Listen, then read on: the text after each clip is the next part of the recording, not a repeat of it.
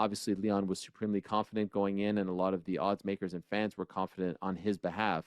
But Bilal had a fighting chance, and he rose to the occasion in what was the biggest fight of his career, and reminiscent to a degree of Leon Edwards versus Kamaru Usman, in the sense that, and that's number two, in the sense that Leon had to scratch and claw to get to this point, and he knew that if he lost that fight, that title fight in August of 2022 in Salt Lake City, he knew that he was not going to get another crack because the UFC was very hesitant.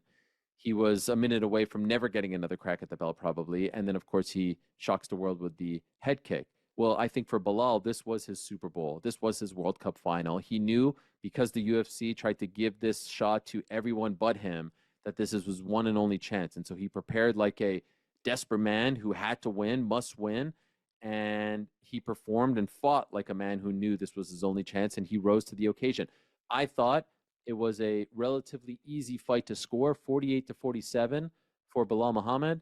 I gave him the first, second, and fourth rounds. I gave Leon the third and fifth rounds. Overall, I thought Leon looked sluggish.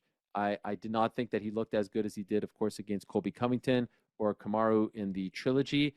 He was taken down easily, repeatedly. He was outmuscled. He was bullied. And yes, he had some moments, but I never really felt like the tide was completely turning. Maybe towards the end of the fifth round, probably the most damage that he inflicted.